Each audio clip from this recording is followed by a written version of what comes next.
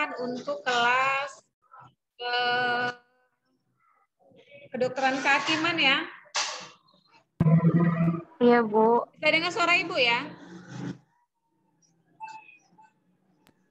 Dengar, Bu. Oke, ya. Untuk kelas kedokteran kehakiman itu ini di kelas kerjasama ya. Jadi saya dikabarkan sama Pak Udin untuk mengampu mata kuliah kedokteran kehakiman. Jadi di sini pesertanya baru 8 orang. Sedangkan di WA grup kita tuh ada 23 ya. Jadi mungkin ada beberapa orang yang belum join, belum masuk karena saya pikir masalah waktu juga ya. Nanti semakin lama kita mulai, semakin lama selesai. Nah, jadi ini kan Ibu pakai timing waktu yang 45 menit ya.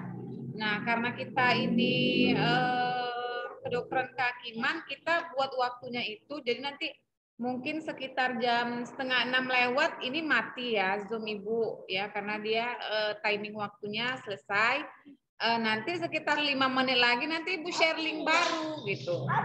Share link baru, jadi kalian klik dan kita mulai dengan Zoom yang baru. Jadi kita 2 kali pertemuan ya untuk kedokteran kehakiman ini. Jadi kemungkinan kita itu selesainya sekitar jam 6:30 malam ya. Lama kali ya? Ya sebenarnya nggak lama-lama kali sih, karena kan memang ketentuannya gitu ya. Ibu mau cepet-cepet juga ya. Tapi kan kita harus sesuai dengan prosedur ya, harus memberikan ilmunya yang sesuai dengan porsi waktu gitu ya. Oleh karenanya Ibu nanti mungkin kita break lah, mungkin sekitar 10 menit ya. Setelah ini Zoom-nya misalnya mati, ya, break 10 menit, baru nanti akan Ibu buka Zoom baru ya, Zoom baru untuk pertemuan kita yang kedua ya. Jadi karena ini kuliah singkat, harap kalian bisa mendengarkan dengan sesama ya. Dan nanti akan Ibu buka juga sesi tanya jawab untuk kuliah kita ini ya. Baik, Ibu mulai aja ya. Ini ada sedikit share screen. Yang di jalan boleh kok dimatikan ya, ininya videonya di jalan. Tapi kalau yang di kantor atau yang di rumah itu boleh dibuka ya. Baik, jadi untuk kedokteran kehakiman sendiri ya, ini ada Ibu share ya sedikit bahan ya untuk kita pahami ya. Jadi apa sih gunanya kita mempelajari kedokteran kehakiman, dan kedokteran kehakiman sendiri itu apa gitu. Jadi sebenarnya kedokteran kehakiman ini identik dengan ilmu forensik. Nah, ilmu forensik itu adalah ilmu yang berkaitan dengan forensik ya, identitas, maksudnya mencari atau menjadi ilmu di dalam ilmu kedokteran yang dia itu bagiannya itu adalah forensik ya. Kira gini mana? Nah di sini ada beberapa jenis dari forensik ya. Jadi forensik itu merupakan cara untuk membuktikan atau mengungkapkan kasus untuk mendapatkan kebenaran yang sesungguhnya.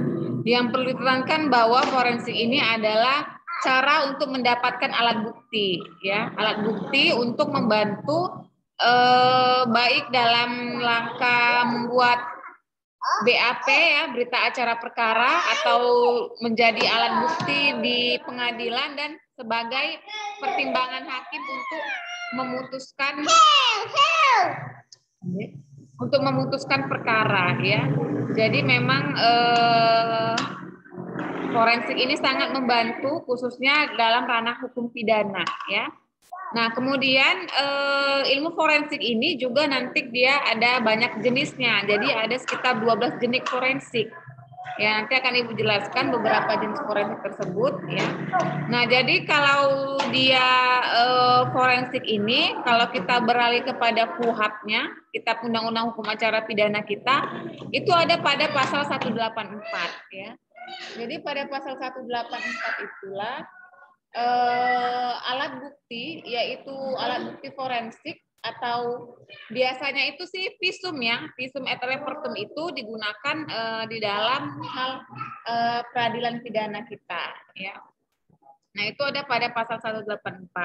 Kemudian kalau dia ada juga laboratorium forensik ya, yang dia itu ada pada Peraturan Kepala Polisi Negara Republik Indonesia nomor 12 tahun 2011 tentang kedokteran kepolisian ya. Jadi untuk forensik juga sudah ada Perkapolri-nya ya nomor 12 tahun 2011 ya. Jadi memang kedokteran kehakiman ini sangat dibutuhkan, khususnya sekali lagi dikatakan pada ranah hukum pidana ya. Karena apa? Dia membantu dalam hal pembuktian, alat bukti ya.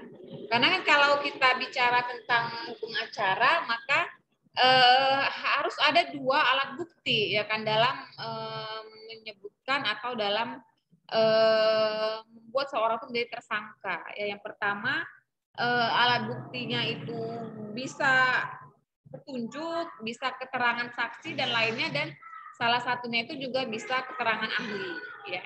Jadi keterangan ahli ini bisa masuk ke dalam forensik gitu ya. Jadi memang dan juga bisa juga bukti surat yaitu visum et repertum. Nah, kemudian Ibu akan jelaskan tadi tentang jenis-jenis ya daripada ilmu forensik. Jadi ada 12 tadi Ibu katakan. Yang pertama itu adalah kedokteran forensik itu sendiri ya. Kemudian yang kedua adalah patologi forensik, ketiga odontologi, dan seterusnya ke bawah ya. Nah, Ibu jelaskan dulu yang pertama tentang kedokteran forensik. Ini memang pastinya adalah cabang ilmu kedokteran yang mempelajari tentang IT, teknologi untuk kepentingan hukum dan peradilan. Inilah yang kita bahas saat ini ya. Kedokteran forensik ini ya, untuk kepentingan hukum dan peradilan. Kemudian yang kedua itu adalah patologi forensik. Sebentar ya, Ibu cek dulu ya. Ada lagi nggak yang masuk ini? Teman-teman kalian.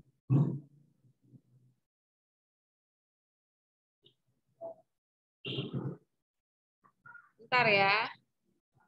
Oh, nggak ada ya, cuma 8 orang aja nih ya. Ya udahlah, kita lanjutin aja lah ya. Oke. Ada patologi forensik ya, cabang ilmu forensik yang dia itu menerapkan ilmu pengetahuan dan teknologi kedokteran pada pemeriksaan jenazah dan segala hal yang berhubungan dengan kematian ya. Jenazah, kematian, dan hal-hal yang berbau mati ya, itu patologi forensik. Kemudian ada odontologi forensik ya. Odontologi forensik ini cabang ilmu kedokteran gigi yang menerapkan ilmu dan teknologi kedokteran gigi untuk kepentingan hukum dan peradilan. Jadi dia membahas tentang gigi ya. Odontologi forensik. Kemudian ada bidang fisika forensik ya. Ini juga berbicara tentang teknik kriminalistik TKP, tempat kejadian perkara ya, melihat barang bukti yang bisa dilihat di dalam bidang fisika dan menggunakan instrumennya. Kemudian ada juga bidang kimia biologi ya, ada DNA forensik. Jadi kalau kita bicara forensik nggak cuma satu cabang gitu, banyak ya. DNA forensik. Nah, DNA forensik ini membahas tentang pemanfaatan IT juga, teknologi biomolekuler di bidang DNA untuk kepentingan identifikasi ya. Jadi kalau kalian mau tahu siapa orang tuanya ya, karena identifikasi anak itu dengan orang tua aslinya siapa, itu pakai DNA forensik.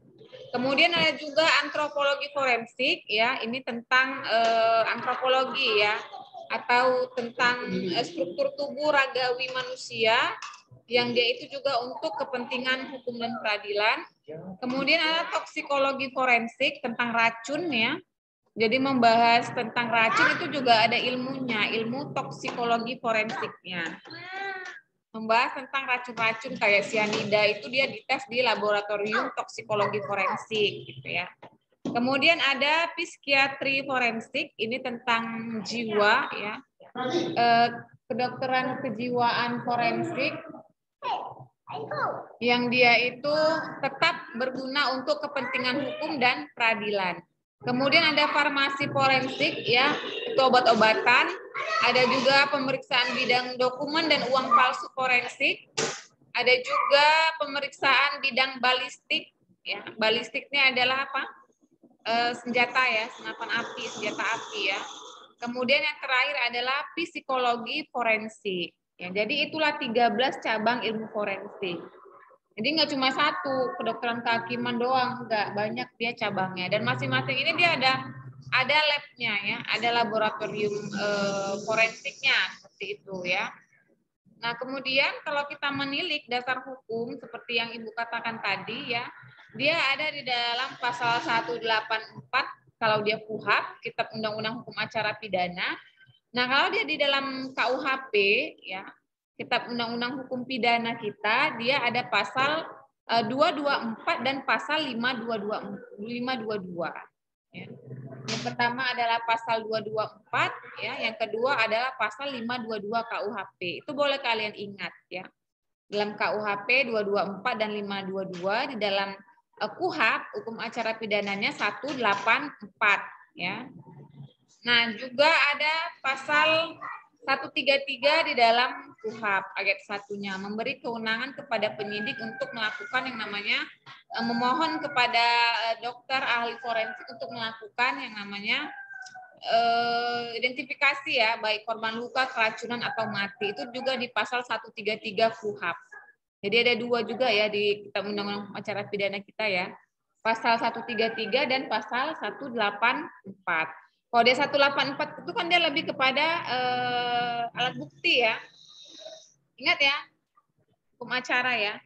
184 ini 5 alat bukti dan salah satunya itu adalah bukti keterangan ahli, dia nanti di ilmu kedokteran forensik pada peradilan, dan nanti dia ada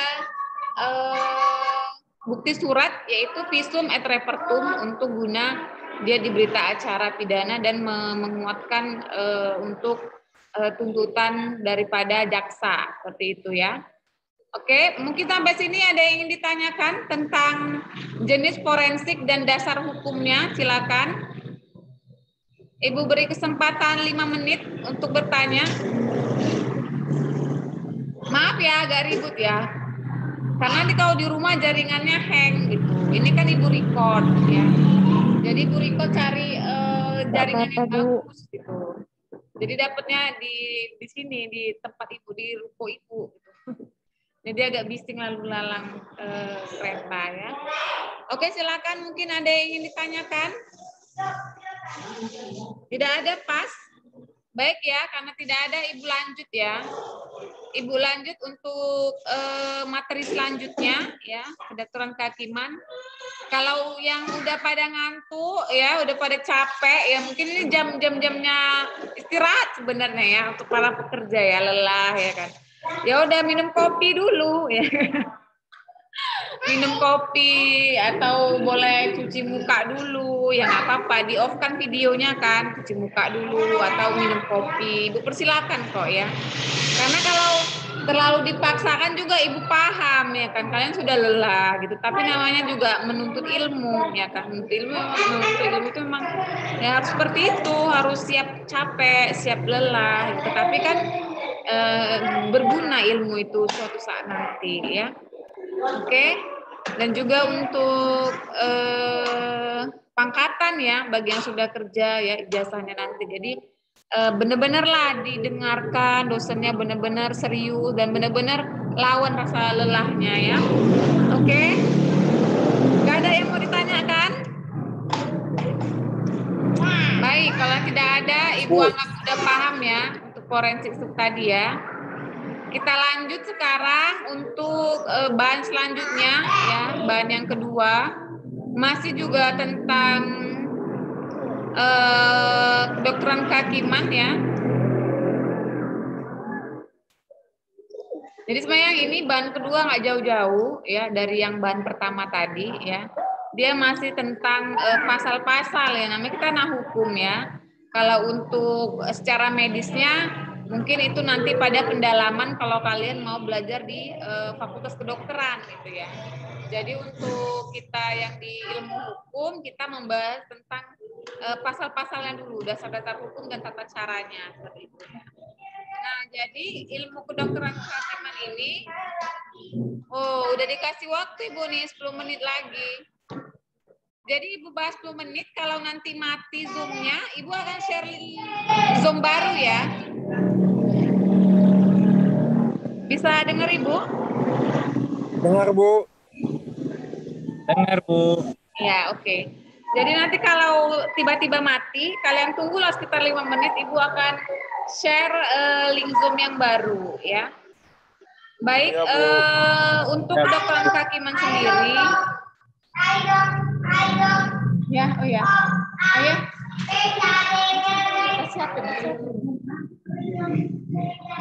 Untuk kedokteran kehakiman ya, itu ada pada peranannya ya.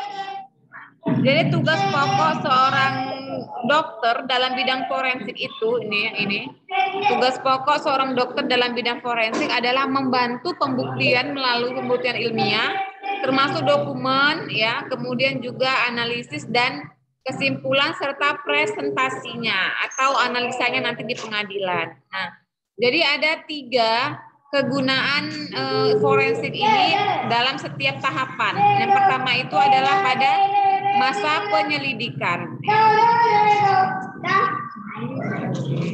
Masa penyelidikan ini berada di TKP, ya, tempat kejadian perkara dan analisis data yang ditemukan. Jadi dokter forensik atau dokpol, biasanya dokter polisi, ya, itu biasanya pasti ada di TKP untuk menganalisis data-data. Misalnya, contohnya adalah kecelakaan, ya, menganalisis data-data jenazah korban. Contohnya kecelakaan pesawat gitu ya. Jadi pasti ada dokpol di tahap penyelidikan ya, dan itu biasanya orang-orang forensik. Kemudian pada masa penyelidikan, nah inilah baru kita masuk kepada visum et repertum dan masuk kepada berita acara pemeriksaan saksi ahli. Jadi visum et repertum itu dibuat pada tahapan masa penyidikan ya, dan dia itu dibuat juga BAP atau berita acara pemeriksaan saksi ahli ya. Yang ketiga baru dia masuk pada tahap persidangan. Nah, tahap persidangan inilah baru dokter yang membuat visum tadi dia dihadirkan sebagai saksi ahli pemeriksaan dan dia menjelaskan tentang visum et repertum yang dia buat. Dan pada masa persidangan ini dokter forensik ini berguna sebagai salah satu alat bukti, yaitu keterangan ahli ya. Jadi visum et repertum yang udah dilampirkan menjadi alat bukti tadi atau menjadi hal yang membuat si A itu sebagai pelaku, dia diterangkan lagi oleh dokter forensik sebagai keterangan ahli di persidangannya, seperti itu ya. Jadi itulah 3 tahapan kegunaan ilmu forensik di dalam kedokteran kehakiman. Dalam penyelidikan dia memeriksa di TKP ya. Dalam penyidikan dia itu membuat visum et repertum, dan dalam masa persidangan dia memberikan keterangan sebagai ahli forensik ya. Jadi itulah 3 yang Ibu sebutkan kegunaan daripada kedokteran forensik ya. Kemudian untuk dasar hukumnya tetap yang tadi ya, yang Ibu sebutkan tadi, dasar-dasar forensik ya, pada pasal 133 di dalam KUHP, Kitab Undang-Undang Hukum Acara Pidana, itu ada 3 poin ya kan, dalam hal penyidik membantu kepentingan peradilan, permintaan untuk membuat visum ya, kemudian mayat itu dikirimkan kepada ahli kedokteran kehakiman ya. Jadi itu ada pada pasal 133 Kitab Undang-Undang Hukum Acara Pidana kita ya. Dan juga di pasal 184 ya, jangan lupa, itu merupakan 5 alat bukti ya. Yang pertama itu bukti surat ya, keterangan ahli, keterangan terdakwa, petunjuk, dan yang terakhir itu apa ya? Yang terakhir keterangan si tersangkanya ya, terdakwaannya ya. Jadi itu adalah 184 dan 133 ya di dalam Kitab Undang-Undang Hukum Acara Pidana kita, dan yang tadi di dalam KUHP kita, Kitab Undang-Undang Hukum Acara Pidana KUHP itu pada pasal 224 ya. Jadi jangan lupa ya. Proses permohonan penyidik meminta untuk dilakukannya visum et repertum, kemudian permohonan untuk pemeriksaan jenazah itu ada dalam Kitab Undang-Undang Hukum Pidana kita KUHP pasal 224 ya. Oke. Di sini juga ada pada Undang-Undang Kesehatan ya, yaitu pada pasal 79 ya. Bukan 791 tuh ya, pasal 79 ya di dalam Undang-Undang Kesehatan. Kemudian apa nih? Di Departemen Nah, kemudian di dalam Undang-Undang Hukum Acara Pidana kita atau KUHP juga, itu penyidik itu memiliki 7 kewenangan ya. Yang pertama itu melakukan pemeriksaan, yang kedua itu melakukan pemeriksaan terhadap orang yang diduga melakukan, meminta keterangan bahan bukti, kemudian yang keempat melakukan pemeriksaan surat, dokumen dan lainnya. Jadi wewenang dari penyidik juga meminta untuk dilakukan yang namanya visum et repertum kepada ahli ya. Baik dia jenazah, baik dia misalnya korban keracunan, baik dia misalnya korban pelecehan, perkelahian ya, atau korban-korban lainnya ya, itu boleh dan penyidik memiliki kewenangan untuk meminta itu kepada si dokter. Nah, apabila dokter tidak memenuhi seperti apa, nggak boleh ya. Karena itu kan undang-undang ya, tugas atau perintah undang-undang ya. Jadi dokter forensik yang diminta untuk melakukan visum itu harus mau melakukannya. Kalau dia tidak mau dengan alasan yang tidak tepat, maka dia bisa dikategorikan sebagai dokter yang melawan perintah undang-undang. Jadi harus mau. Tetapi kan terkadang ada kendala, misalnya si dokter itu kesehatannya tidak cukup baik, atau mungkin kendala jarak, kendala waktu dan tempat. Jadi memang harus benar-benar alasan yang bisa diterima, maka baru boleh si dokter forensik itu untuk menolak melakukan visum. Tetapi kalau hal-hal di luar daripada pengecualian, dia tidak mau melakukan visum et repertum, maka dia bisa dikategorikan sebagai melawan perintah undang-undang. Karena dokter forensik itu wajib ya, bila dimintain oleh penyidik untuk melakukan sebuah visum pemeriksaan, maka dia harus mau seperti itu ya. Oke? Bisa ya didengar ya? Ada mungkin yang ingin ditanyakan tentang kewenangan penyidik, kemudian tentang pasal, tentang kegunaan daripada ilmu forensik di dalam peradilan kita? Silakan. Baik, karena waktu kita tinggal 2 menit lagi, mungkin Ibu akhirin dulu ya untuk sesi pertama. Ya.